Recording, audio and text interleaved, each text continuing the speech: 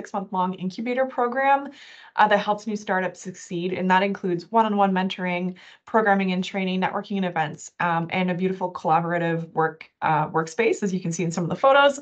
We actually have our applications closing April 5th for our next cohort. So please go ahead on our website and apply at innovationquarters.ca if you're interested in being part of our program.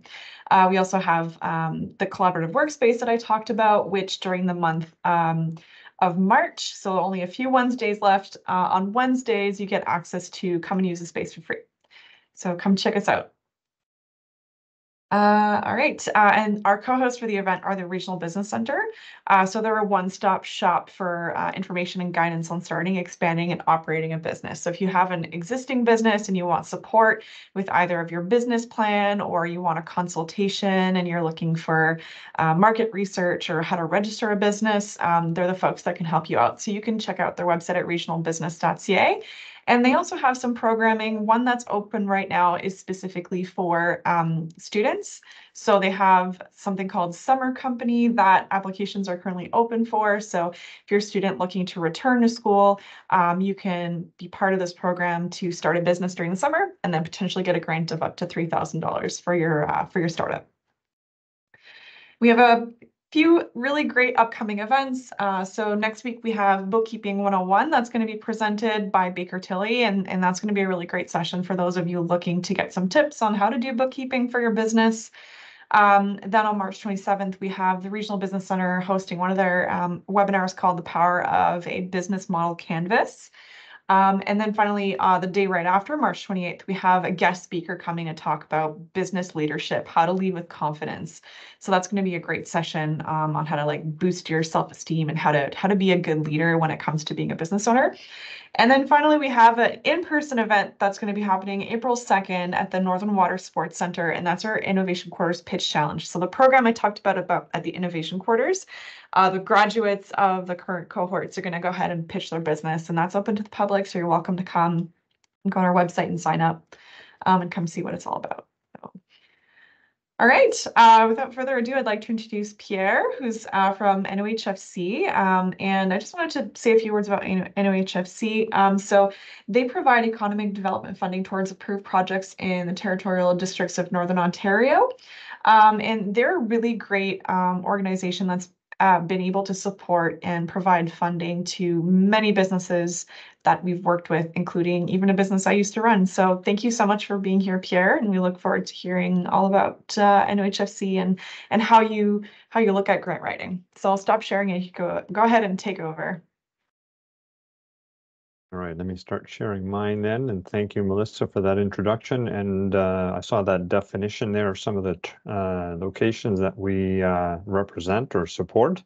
Thank you, because I only have it as a map version. So I'm not going to go through the entirety of that definition, but basically, if you can see on my map here, Northern Ontario is actually comprised of districts. I'm going to say North Bay and Parry Sound and north to the Manitoba border, as well as to the Quebec border. So you have to be in that geographical boundary in order to qualify for the program that I'm going to be talking in a little bit more detail about today. So again, thank you for that on your slide. And yes, we have worked in the past, we as a funding partner, and I will use we and they interchangeably today. Not because I don't know my role, it's actually quite the opposite. It's because when I say we, I'm hopefully providing some information to you about what guidance and input we can provide you. They I usually use in terms of decision making. So again, I may repeat myself on that point, but just wanted to kind of set that context for you here real quick. So, so in today's session, Unlocking the Secret to Grant Writing. As you can see, we're doing it in cooperation with Innovation Quarters. Melissa's gone through Regional Business Center as a partner there as well. So a number of different pieces we can certainly tap into. So myself, my name is Pierre Seguin. I am a Northern Development Advisor. My colleague Claude Riva did this same presentation back in September. So if any of you were there, you're going to hear a lot of the same types of things because the information was quite, I thought, quite succinct, relevant, and useful. So I'm going to be using a lot of the same information he shared. If you weren't there, Hopefully you get something out of the session today. But basically, our mandate is everything that is economic, community, and business development. So the funding program I'm going to talk to you about provides assistance to not-for-profits, public, and private sector organizations as well. We as a ministry and a regional economic development branch, provide business consulting, export assistance, access to programs and resources. So we're here to help in those communities. So, for example, myself and Claude are 2 of 6 individuals positioned here in Sudbury. We also have staff located in Parry Sound, for example, on Manitoul and North Bay. We also have an area team in Sudbury, Timmins, Kenora, and Thunder Bay. So wherever you're located in the north, we have somebody who is potentially local or at least close enough to be able to be your local contact. The program I'm going to be talking to you about is the Northern Ontario Heritage Fund. And basically what we do in terms of that program is we promote and market the program. We are not the decision makers. Again, back to my point about we and they. But we provide support through the application process. And on that point, there's no conflict of interest for us to do that or offer that feedback because, again, we're not part of that decision-making process. So the feedback that you're going to get from us is exactly that. I've got 23 years experience with this ministry, and we have different people with different levels of experience. But the feedback you're going to get from us as local advisors is exactly that feedback based on our experience, our understanding, and our previous interactions with the program itself. So provide support through the application process. We're going to talk about some of that a little bit today. But then once an application is deemed eligible and a decision is made, if it's approved, we also work locally with those recipients to ensure compliance with the legal agreement on those approved projects, which includes reporting, requests for reimbursements, and site visits. I won't get into tons of details on those today, but just so you know, that is where we can also get involved in some of that support. So unlocking the secrets to grant writing. Well, the first step should always be start learning about the funder or the program that you're looking at applying to. So in this case, I'm going to spend some time on NOHFC. The website's listed there for you, nohfc.ca. It's got 4 different program streams. I won't go through each of them today, but if you have any questions, you can certainly come back to me. I will have my contact info will be available and shared with you as well. So that's easy enough to access. We're also listed on the website, as a service provider. So you can also find our contact info there as well. But the first step is research the organization. So you're applying for funding, you're applying for support. Who are you applying to and what do they have as priorities, as goals, as eligibility requirements, all those types of things. And again, some of this information will come up on some other slides. I'll give you a little bit more detail, but visit the website. If you have any questions, there's usually contact info, so you can call, email, or write. You want to definitely review the funding priorities and potentially some of the previously funded projects. So that one I would say is still important. Previously funded projects, but not necessarily the only thing you want to look at because some of those programs or projects may have been approved under previous programs. So program guidelines change and are updated on a as needed, I guess I'll say, basis. But it does give you an indication of what types of projects have been previously funded. Asked to speak with a project officer to discuss your project before, and the key word here is before, which is underlined, before submitting a proposal, because at that point, you may have missed an opportunity to get some valuable feedback from one of us in terms of what is and is not eligible. And the last thing we would want is for anybody to waste their time with an application that's clearly not eligible. So what we can do is, as it says here, discuss eligibility, clarify any questions you may have, and we would ask you as the applicant to be prepared to provide an overview of your establishment, your business, your organization, and also your project. So these are just, kind of the first steps to get ready before you even have a discussion with us, because we can't really give you a valuable or relevant feedback if we don't know what you are, who you are, what type of business or organization, and what you're trying to accomplish. So also in terms of learning about program specifics, learn about the application process and deadline. Now, sometimes deadlines are not necessarily there on the website, but we may be able to share some information with you in terms of, like for the NOHFC, for example, we know they typically meet on a quarterly basis, so we would expect that decisions are made on a quarterly basis. All of that leads into, we may have a discussion with you about cash flow management, right? If you're looking to get something and some access to some funding within the next 4 weeks, not realistic, and I'm going to kind of bring that up, and you know, my colleagues would likely do the same thing in terms of that time frame. The other thing that you want to look at is what type of loans or funding, I should say, is available. So is it a loan? Is it a grant? Is it repayable or not? Is it interest bearing or not? And different programs at different levels, both federally and provincially, will have different criteria and funding levels available on that type of, in those types of situations. They usually have a pretty good list. I'm going to talk government programs in general. We usually have a pretty good list of what's eligible and ineligible costs. Those are fairly straightforward. They're usually fairly specific as well. It's not usually some, you know, a lot of wiggle room there. These are criteria that have been established, and these are what they are looking to promote and support in your community. Time frame for decision. I talked about deadline for applications. Time frame for decisions is the same thing. May not be on the website, but we might be able to give you an indication, especially if your project is looking to move forward, you know, fairly soon, I'll call it. I don't know if that's the correct terminology, but we can give you, you know, an idea what may be realistic or not. Evaluation criteria. I found this one to be quite useful. If you're applying to a program and you don't know how it's going to be evaluated, it may be difficult to provide the relevant information, right? So in some cases, they do actually identify evaluation criteria.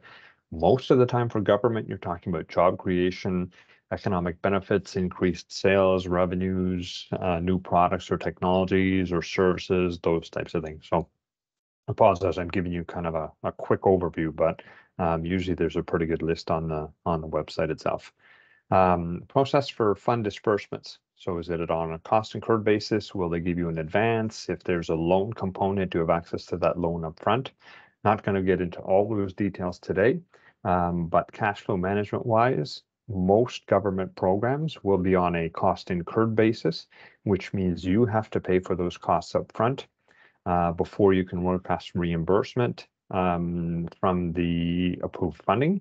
And so that impacts your ability to, you know, pay for those costs. So you need to have access to your own funding, whether that's a line of credit or an operating line, in order to be able to pay for those funds and then request reimbursement. Contract requirements also include things like insurance, incorporation, partnerships, and other documentation and those types of things. So I'll get into you know, some of those pieces in a little bit more detail coming up here as well. So today I'm going to give you an example on an application for the NOHFC, but it does represent, you know, in general, the typical information that will be required for a grant or funding application. So NOHFC itself has a two-step application process. The first one is used to determine eligibility. So it has a lot of questions phrased in the wording that would be to the extent of, you know, briefly summarize or provide an overview of, or indicate, you know, how much and who are your other funding sources. But the purpose, again, is to determine whether your project falls within the guidelines. So I guess one thing that I should kind of mention right now, never write a proposal based on what you think you want the or the funder wants to hear. I would rather have you present your project, and then we can guide you or give you some feedback on, first of all, whether it meets the eligibility requirements or not. If it doesn't, are we aware of any other funding programs that may be useful to you as you move forward? So one of those situations of don't write it so it fits, you know, tell us what you're doing and then we'll give you our best guidance and advice on how to move forward from there. Step 2, so once you've been deemed eligible, potentially eligible by the NOHFC in this case, they ask you to move forward to the full business plan or full proposal stage. That's where you get into more details on who, how, management experience, market share, competition, supply chains, all those types of things. And again, you'll see some of that information come up as bullet points in some upcoming slides here. So what is a grant funding or a grant application or funding proposal? Well, if I can just kind of take a step back and say, hey, Melissa, this session is called, Secrets to Grant Writing. And I've given you some examples already, but let me kind of just take a step back for a moment and say, what is a grant application or funding proposal, right? Let's maybe start there and then we can flesh it out a little bit in more detail from there. So to a certain extent, it's a written sales pitch, right? It's an opportunity for you to share information without being face to face, and you'll see some of that information come up later on here. But it's a structured, persuasive, well-written business case requesting funding support for a particular project. So somebody may say, well, what's a well-written business case? So my answer to that right now, 20 minutes into the session here, is stay tuned until I share with you the 9 steps to clear and concise writing slide. So you'll see that I've used a bit of a definition there to, I guess, make it better understandable in terms of what I mean, or what my advice would be on a well-written business case. A grant application or funding proposal usually has a focus. It demonstrates the need for the support. So you're asking for funding and support to move this project forward. Why is there that need? And how are you planning on implementing that? It is not for a face-to-face or a pitch event. So this is not a Dragon's Den situation. This is a written, request for others to look at, evaluate, complete due diligence on. And it is, as the next bullet point clearly states here, the only information that can be evaluated. So this is not, an exercise in how well can you share your business idea to a group of audience members in a face-to-face presentation. This is, can you write down the information that can be shared with others? And you'll see a little bit more detail later on about, how you may want to get some insight or feedback on that as well. And it is very similar to information required when applying for funding from a financial institution, whether that's a bank or a case or a nickel basin or friends and family for that matter, right? They're going to want to know what you're looking at doing with it. What's your ability to get the project done? And do you have any competition in the market? Those are kind of the key pieces on this one. So my next slide is a bit of a take on some humor, I guess. Of course, we wish it was this simple. Wouldn't it be nice if it just once they just give us the money, skips all the hoops and paperwork and say, just go for it, go crazy. So absolutely, would be great if that was a situation. But think about it in this case. If you were being asked to invest your own money, would you be comfortable with this approach? Right? Would you be willing to just say, have at it, here's my contribution, whatever that value may be, and let us know if it works out or not. So in essence, when you're talking about government funding, it is yours and my taxpayer dollars that are being used. So that's part of where, part of why that a lot of these questions come up is they want to make sure that you're doing it, you have the capacity to do it, you're not unreasonably impacting existing businesses. So we don't want this funding to cause anybody else to close their doors as a result of them getting, quote unquote, government funding, right? So just keep that in mind. And again, it would be great if it was that easy, but I would suggest to you that the likelihood of success probably drops significantly by an order of magnitude, I would suggest, if it was just given to everybody with no stipulations or guidelines. So again, a bit of a humorous slide, but there is a purpose for those rules, guidelines, and eligibility requirements. So I talked earlier about the first thing being learn about the funder. So in this case, we're talking about NOHFC. But the second thing in this case is you want to be organized and you want to know your project. So I mentioned earlier, we need to take a step back and figure out what a grant proposal or a grant application is. Let me walk you through, in some of the upcoming slides here, some of the information that's going to be requested. So know your project. So you are the one moving forward or hoping to move forward with this. So you need to have, a pretty clear understanding about some different components. So be clear about what you want. So if you're asking for, I'm just going to throw out a number for discussion purposes, $100,000 to help you buy, a $200,000 piece of equipment, for example. Most government funding programs are at a maximum of 50%. So you would have to come up with the other 50%, and I'll get into more details on that later on. But what is it you're wanting to do with it? You need to be passionate about your idea, and I would suggest most business owners or entrepreneurs do not have any issues with that passion kind of component, but you also need to be able to demonstrate that to others as well, right? So know the costs involved, know the sources of funding or financing if required. As I said, most government programs are maximum 50%, so you need to know where the balance of that other 50% is going to come from. Come prepared, and what that means is research and understand some of your obligations before you even get to the application process. So business licenses, permits, insurance, Melissa and Jay and some of the folks at the Regional Business Center may also be able to help with some of those types of things. If you've already established your business, we're probably past that step, but be aware there may be some requirements on environmental assessments or permits, or if you're doing an expansion, do you have a building permit? Do you have those types of things that are in place as well. So just things to keep in mind. Have a plan for maintaining and sustaining your proposed initiatives. So it's great that you're planning an expansion, for example, or a startup even.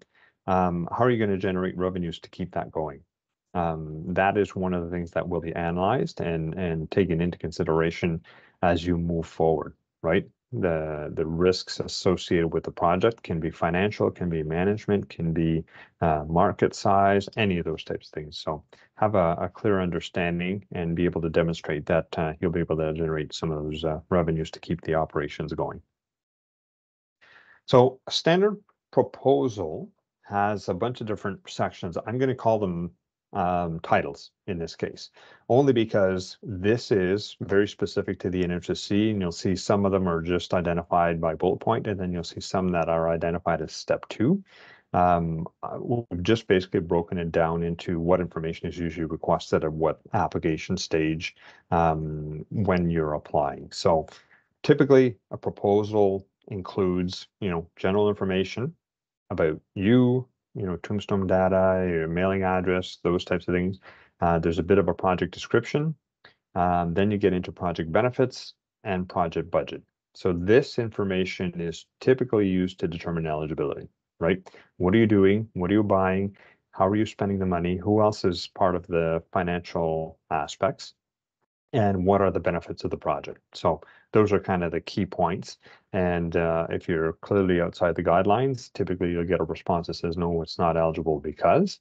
But if it does, then you're asked to move forward to the full proposal stage, which includes some of these next bullet points. So project plan, milestones and descriptions, market, competitive analysis. I'll give you some examples later on what some of those might need. Project management, project sustainability, even things as simple as experience with previous government funding programs.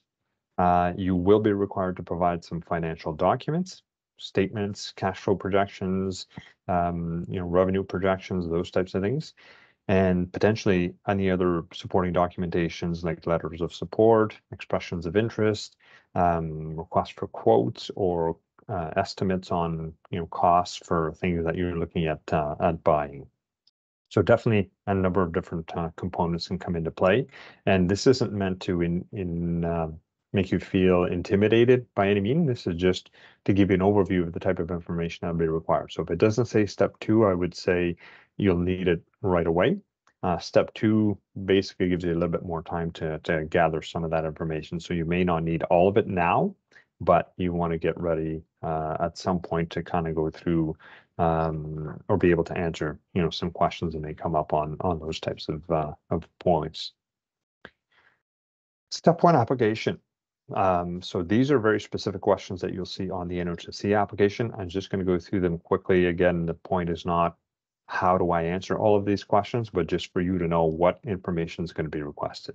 So for NOHFC, they actually asked, did you get any help in completing this application and from whom? So that would be somebody like myself or Claude or one of our colleagues here at the ministry. And all that is just a confirmation that, hopefully somebody's gone through the potential eligibility requirements with you as you move forward. Then you get into some of the, basic information. I called it tombstone data before, but I mean, it's corporation or business registration numbers, contact name, phone number, email, mailing address. They will ask you for what program you're applying to, depending on the government source. There may be multiple programs that you are eligible for, but they want to make sure that you're completing the application for a specific program and not multiples at the same time. They'll also ask you for a program start and end date. So is this a 3-year project? Is this a 1-year project? Is it, if it includes capital construction, then are we talking 1 or 2 construction years? Obviously that impacts the timing of the project. The amount of your request and the total project cost. So those will be, looked at in conjunction with the eligibility requirements and funding guidelines. The amount that you are contributing as the applicant, and the source of your funding. So is your funding coming from an operating line, a loan, line of credit, or from ongoing revenues that you're already generating? All of those are okay. It's just a matter of them trying to figure out where those are coming from. So there's no right or wrong answer. It's just they want to know where it is actually being obtained from. And then the last bullet point here, source or sources of the balance of the funding. So as I said, typically 50% maximum. Where's the balance of that funding coming from? Next, in your project description, so that was kind of the second section, I'll call it, or title. You need to provide a brief history and mandate of you as the applicant. So what is it that you do? What do you deliver? How long have you been around? And, how have you reached some success to date? Then you need to provide a high-level description of what will be done as a result of this project. So let me give you a real, I consider it a fairly specific or simplified version of an example. If I want to add 10,000 square feet of manufacturing space, then that's what I describe. I want to expand my business by adding 10,000 square feet. That may include the purchase of new or used equipment in order to increase my capacity to be able to manufacture more of those units that I sell, right? So again, I see that as a simplified version. You may find it a little bit complicated, but what are you doing? And at a high level, what's it going to help you accomplish? Outline the context of the project, including the background information that demonstrates why the project's being undertaken. So why are you adding 10,000 square feet? Well, I need that space to, bump up production from 10 units a month to 12 units a month. Why? Because I've got a demand that I can't satisfy, right? I've got clients or customers asking me for extra units and I can't build them because I just don't have the floor space to do so. So again, just a bit of an example there for you. Explain the purpose of the project by addressing the goal or vision. So again, and the need for the opportunity, as I just kind of described. I've got clients looking for it, but I can't manufacture that many, so I need to increase my capacity. And then the last point, usually here in the project description, is the number of jobs it will create and or retain. Retaining is actually becoming even more of an important aspect. Creation used to be the key component, but with the workforce the way it is now, retaining jobs is also being viewed as important as well. So something to consider under that heading of project description, which would be again one of 4 likely that you would see in the initial application template. Next section, Project benefits. So I'm going to get into a little bit more detail here. So it's important to note when submitting, especially the full proposal, so the step 2 that I called it, do not assume that you will be able to update it or add information later, or that you'll have an opportunity to explain or respond.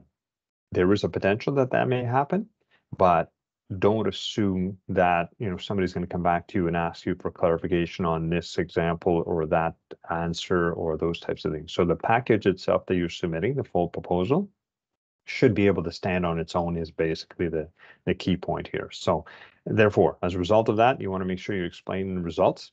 So the benefits, whether there's job creation, increased capacity, additional revenues, additional services, additional products, all of those types of things at the completion of the project. So, you heard me say before, what's the project term?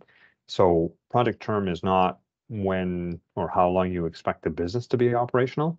It's how long you expect you to take, or how long it should take you to get to a point where you've increased that capacity or bought that piece of equipment or multiples and be ready to increase that capacity.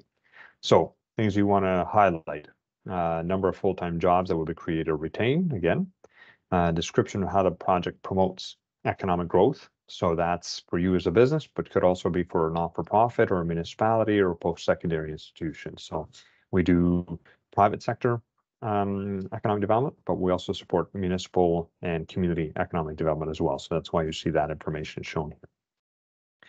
Describe how the project will improve capacity of the establishment. And I think establishment's a good word here. Business is one thing, but as I just suggested to you, we also support municipalities, First Nations, post-secondary institutions, not-for-profit organizations. So how will the capacity of that particular organization or establishment be increased as a result of the project? I think something to identify for the evaluators and the decision makers for sure. Let's get into some financials just real quick here. Project budget and financing. And again, this is by no means a full list. This is just some of the things to keep in mind as you start to prepare for your proposal. So you want to identify applicable cost categories, both eligible and ineligible. As I said before, the website should give you both, or a pretty good listing of both. For example, operating costs are not eligible regardless of what program you're applying to in most cases for the NOHFC. So heat, hydro, rent, insurance, inventory, those types of things are not typically eligible. But you may want to still list them because those are costs that you're incurring and therefore, could be benefits to the region because you're buying them from other suppliers in the community. So still potentially eligible or potentially beneficial to the community, but not eligible from the funder's perspective. So indicate what the money will be used for. So in this case, we just wrote down purchase equipment, but it could be a building expansion. It could be, developing a new product or technology, all those types of things. So again, there's some pretty good definitions of categories on the website that you want to look for and highlight when you're completing your application. One of the key pieces here that I want to highlight for you is to assign accurate figures for each category. So you want to get some quotes ahead of time or some estimates, and I'll give you kind of two reasons why. One is you want to present an accurate number to the funding request or to the funders so that they know you've done some research. And the other side of it is you also don't want to undervalue something and find out that, I put in a $50,000 value for that piece of equipment only to find out that I can't buy it for any cheaper than $100,000 or $150,000. The problem with that is you cannot come back to the funding program after a decision's been made and say, oh, unfortunately, my costs have now, in this example I just gave you, I kind of, made it a little bit extreme, but the costs have tripled. You cannot come back to, in this case, the NOHFC and say, my cost went up, so now I need, 50% of 150,000 instead of the, 50,000 originally identified. So as accurate, as up to date as you can, but also as realistic as you can. Because if you put 200,000 and it comes in at 50, you'll never get, that balance of funding because you're not spending 200,000 on a piece of equipment that's only 50,000. So two different sides to keep in mind. Identify your contributions, where they're coming from. So cash, loans, angel investors are potentially eligible as well. Not in kind is highlighted here only because you're not paying for something. If it was an in-kind contribution, there's no exchange of money, and therefore the NOHFC or most government programs are not able to reimburse you on those costs. When you're seeking funding from other partners, you need to identify the status of these applications, whether they're approved, whether they're pending, and I'm going to suggest you it's not better or worse. It needs to be accurate. What's the current status, and where does it stand, just so that the decision makers at this end or whatever program you're talking to can make an informed decision. So list each funding source, including the type, whether it's a repayable loan, cash, conditional contribution, which is also called a grant, and then also include a contingency plan on how any cost overruns might be covered, right? So if the costs come in at 150 instead of the 50 we talked about, or I mentioned earlier, where's the additional funding coming from? If you have the capacity to cover that, you will want to identify that in your proposal, because that will then reduce the financial risk of successful completion for your project. And then our last bullet point, because we see it all the time, double check the math. That's something that we could also potentially help with. As you'll see in an upcoming slide, one of the components is have somebody else read it for you and provide some feedback. But again, just a key piece that we've seen more than once. Check the math and on two aspects: all your total costs, what that number is, that should be correct. And then also your funding sources need to match what your funding costs are going to be. So a couple different places you need to check those numbers. For public and not-for-profits, I'm not going to spend a lot of time. I know there's a few of you on the line, but it's a little bit different in terms of capital projects. It may not just be the expansion to increase capacity.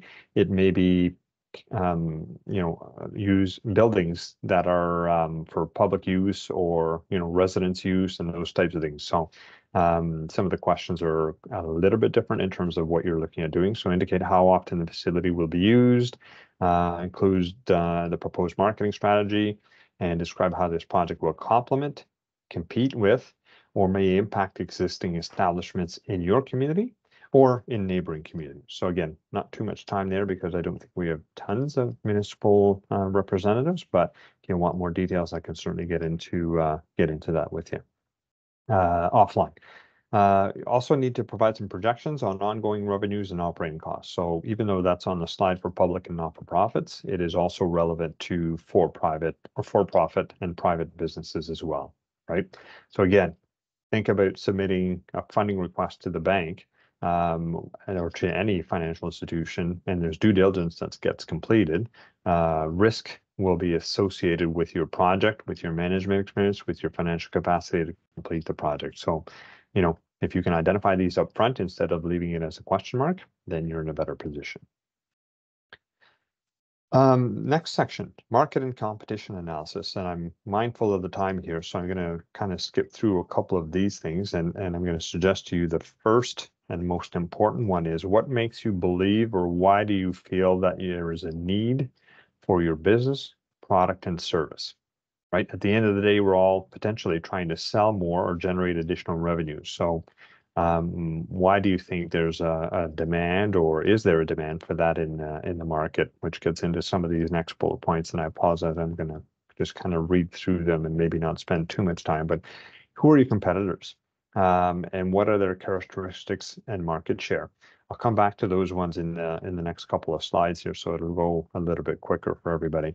But the other points here, what will make your business different and better than the rest? So how are you differentiating yourself from that competition? Is there enough business for your venture and the competition? I talked to you earlier about, funding from government should not unreasonably impact existing businesses. So is yours different? Is it better? And what's, ultimately going to generate some of those revenues? How will you inform your potential clients about your products or services? So this is more of a marketing plan, but you need to be aware of that. Again, this is more in the full proposal stage. You may not need all of it now, but I would suspect most of you have a pretty good idea where you're looking at it at this point in time. What price will you charge for your products and services, and how does that compare to your competition? So you're trying to penetrate the market? Are you trying to generate some revenues before others get to the market? These are all things that come into play on, operating and generating revenues.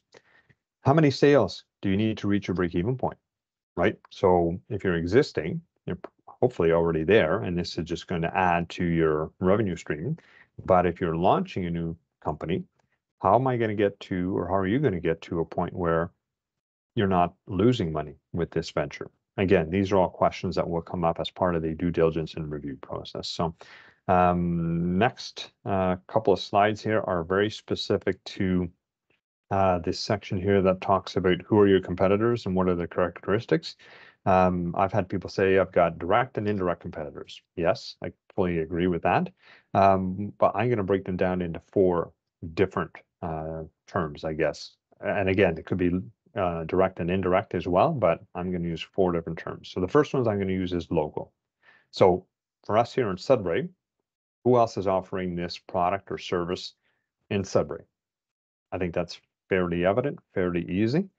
The next one is domestic, and domestic can be Northern Ontario, can be Canada for that matter.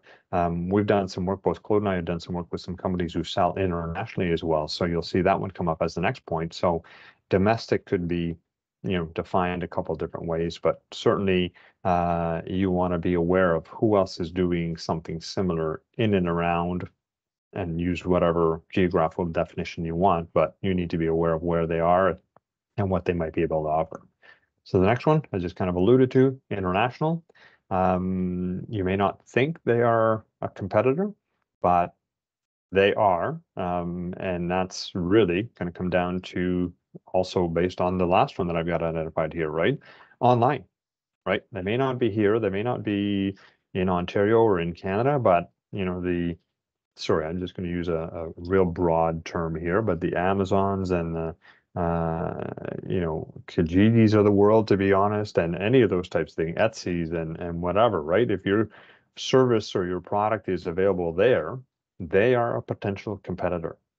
May not be direct, but they may still have an impact on how much you're able to sell or how much you're able to sell for. So keep those in mind as you move forward. Project management will come into play in terms of the analysis of your ability to complete the project. So things to keep in mind.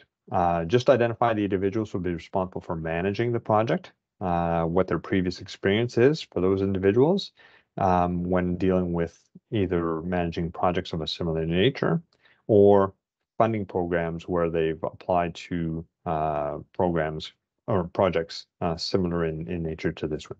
You'll need to provide the resumes, and you'll need to also identify the reporting structure, management structure, and a bit of an org chart so that the due diligence provider can have a pretty good understanding of who is doing what their experience might be, and how that will help contribute to the successful completion of your project and your, whether it's expansion, startup, improvement, new product, whatever those types of things happen to be. So those are all things that will be asked of you. Again, you don't need it up front. It's more in the full proposal stage, but things to keep in mind as you move forward. And again, I apologize if this seems overwhelming. It's not designed to be. It's designed more to give you a sense of what type of information will I be asked for? What type of information will I need?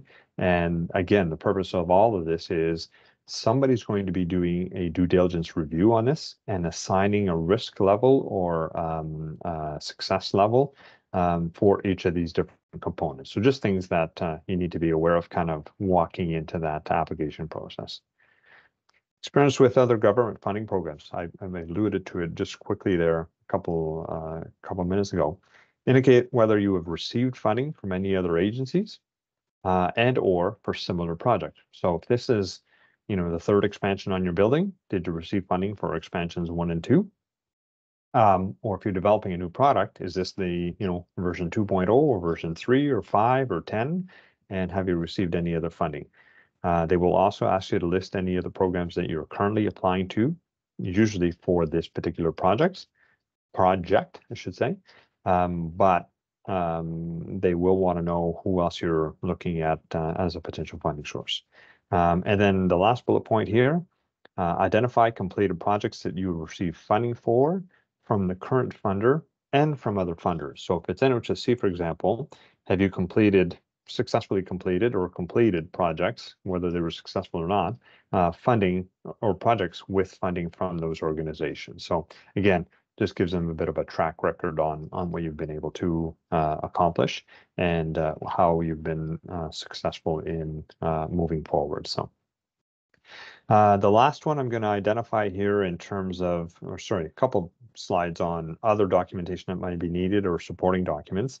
What you want to do is identify potential risks that might threaten the completion of your project. And those could be supply chain, those could be availability of workforce, those could be licensing and permits, those can be construction related, right? If we have, this year we had a short winter, I would call it, but if there's a longer winter and that impacts your ability to get into the ground for that expansion, what are those risks and what are you doing to mitigate those? So it's not just a broad list of, oh, we could run into these issues, but here's how we're going to mitigate those. Again, demonstrate to them that you've thought it through, you've got some plans in place, and you've got some actionable steps to take to minimize or de-risk the project.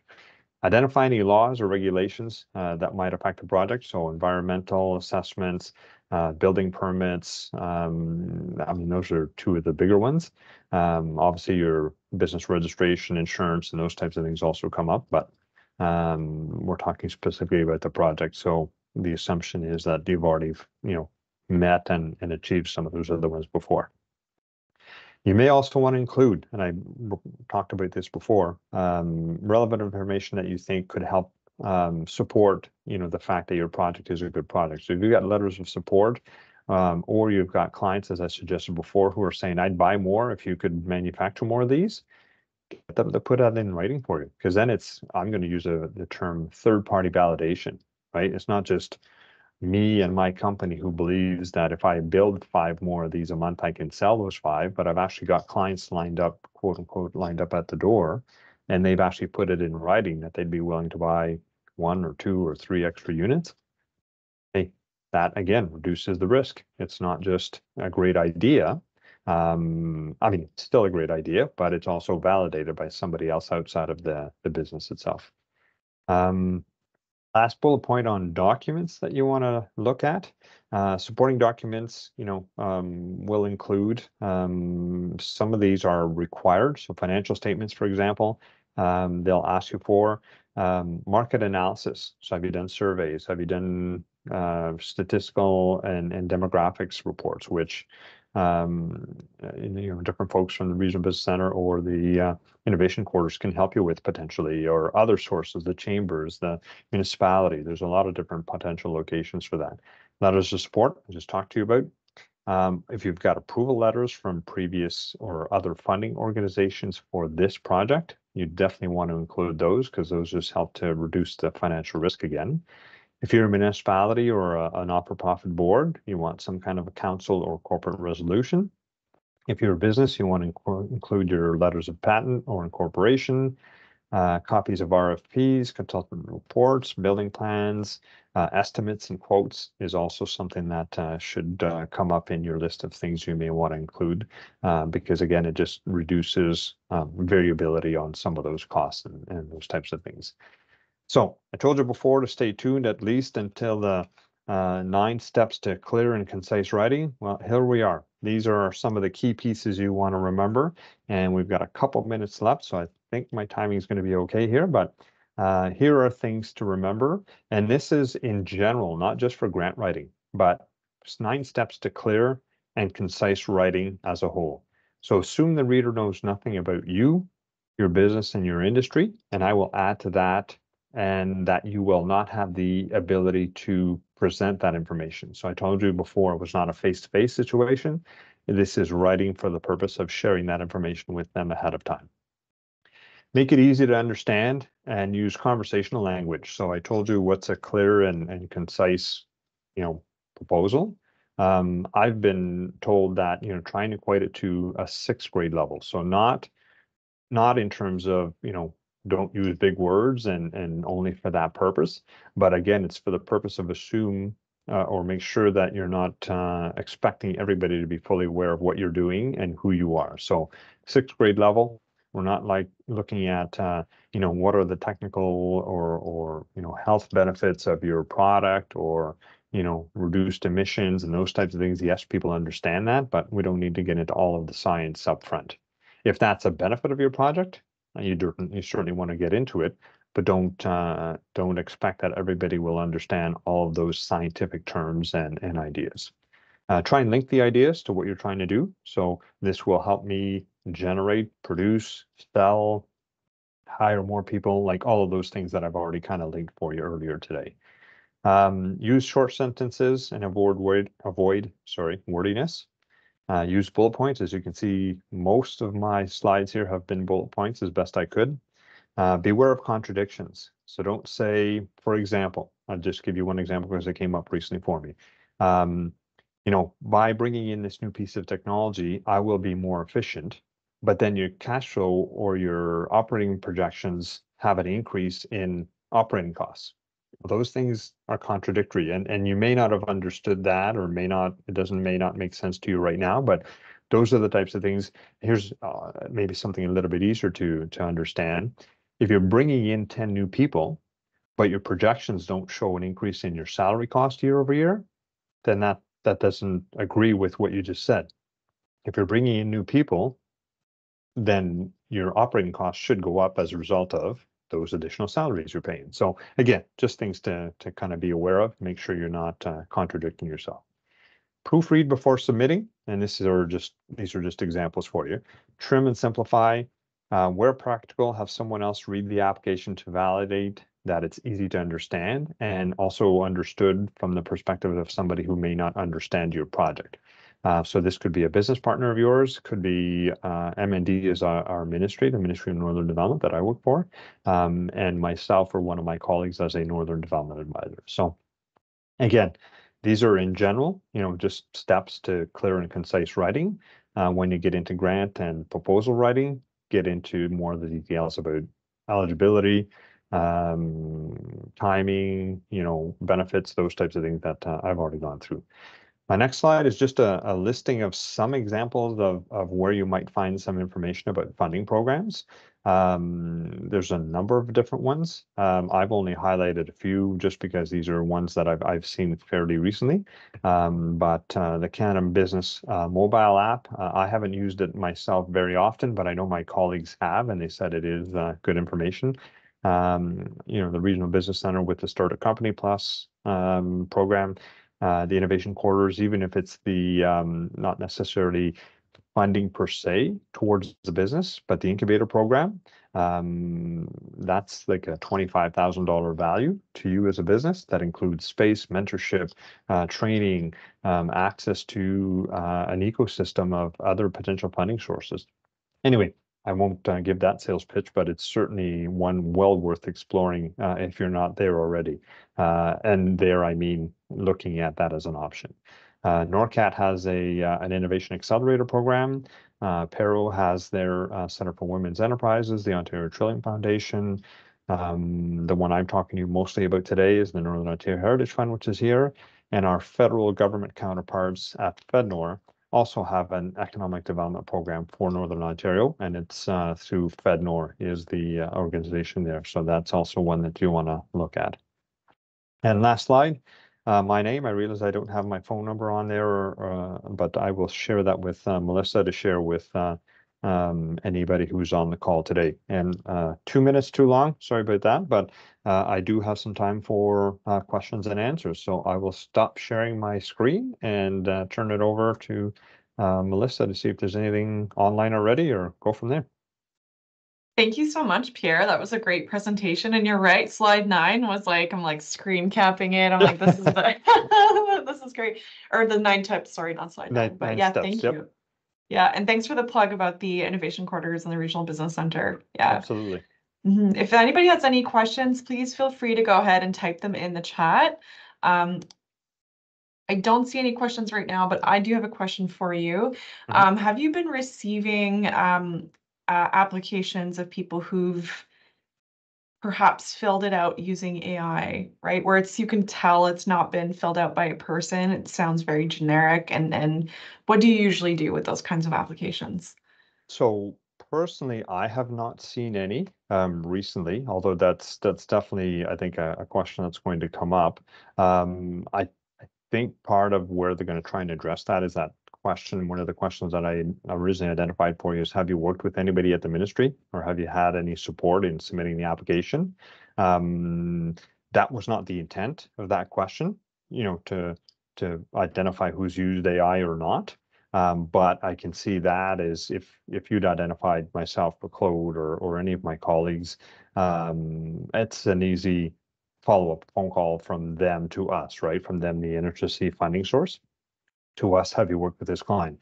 I'll give you an example again, right? If you apply for $1 million worth of operating costs, somebody here should have told you that that's not eligible. So if AI generates the application and it says $1 million for operating, I'm really oversimplifying, I realize that, but and they reach back out to us and say, because they could pick up our name somewhere as well through the AI piece, right? So, but I think that'll be one way that we can probably combat that as I don't know if the word abused, but an overuse of the application process or oversimplification of the application process. Thank you. That's something that I'm seeing more and more of. So Yes, wanted to hear your absolutely. take on. It Yep. looks like Michelle has a good question there in the chat. Yeah. Emphasis on full-time jobs, but what would be the best way to demonstrate economic impact of institutions workforce are made up of freelancers? Yeah, so again, I mean, there's still job creation, or retention, I guess, in this case, but the difference is, I guess, it's not direct, right? It's not you as the employer or as the business submitting the application. And then how would you best economic, non-economic? Um, so non-economic benefits, you're talking about increased revenues, or what are you talking about there, Michelle? Is there anything you can kind of add for that one? Typing, thank you.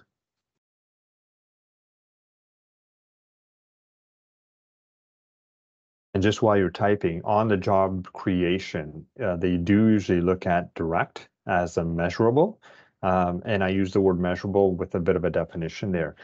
If you do not have any impact on creating those jobs, I would suggest that you are not creating a direct position, right? So part of the reason they put that into the application process is they have included those targets in legal agreements. So if you're not having any control over those, I'm going to call it 10 jobs, just for discussion purposes, you may not want to identify those 10 jobs as being created within your company, because if you're tied to delivering on that and they're not within your organization, then that's a bit of an issue.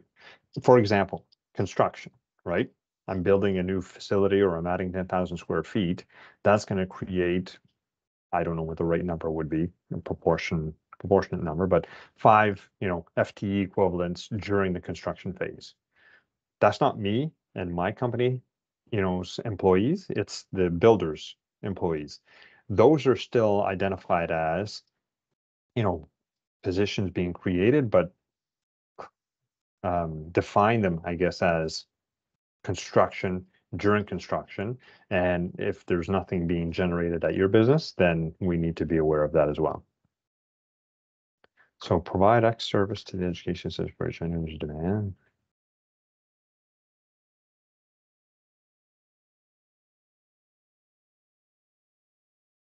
I'm just looking at your explanation here.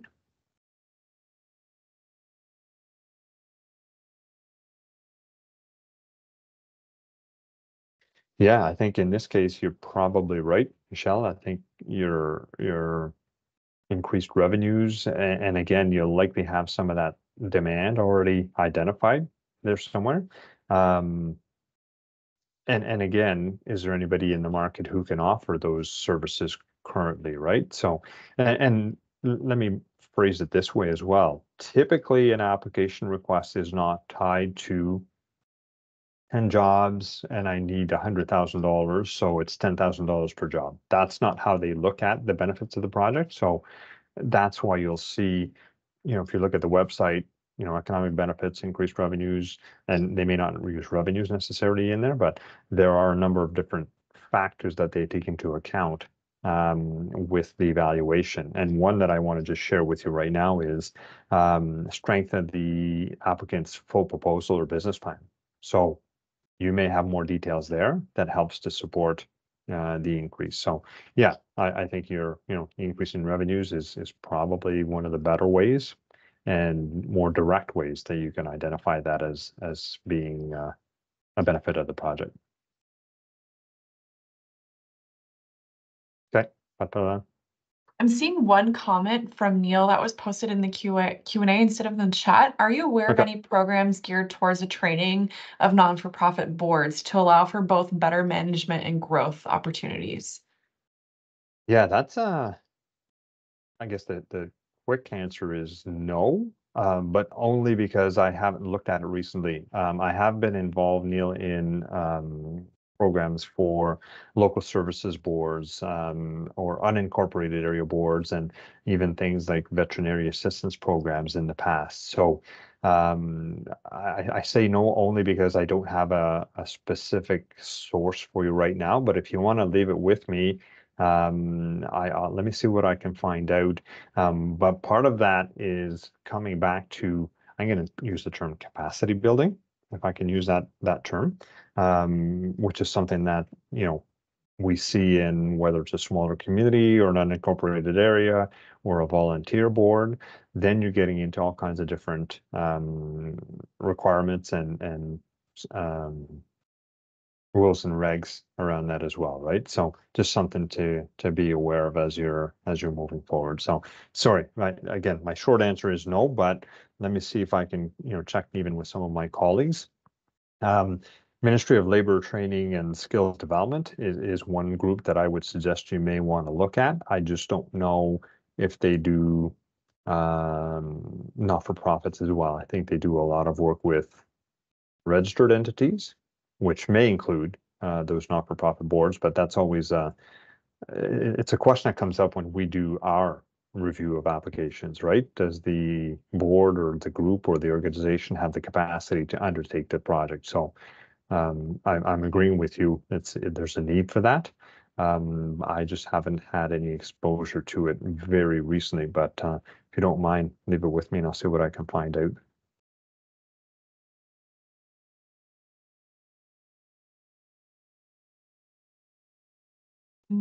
Okay, you're getting some thank yous in the comments. Yes, I see that. Thank you. Quite well. Yeah, I think that's it for comments for today. So thank you so much for your Yeah, time, sorry about the Pierre. time. Yeah. Oh, don't worry about it.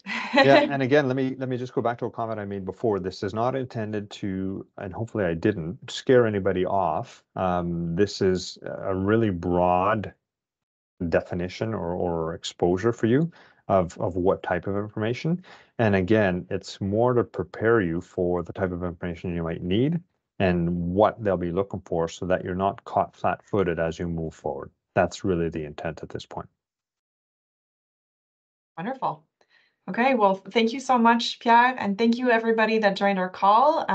Stay tuned next week for our session about bookkeeping, and we look forward to seeing everybody's business succeed and seeing you again next time. Take care, everybody. Bye. Thank you.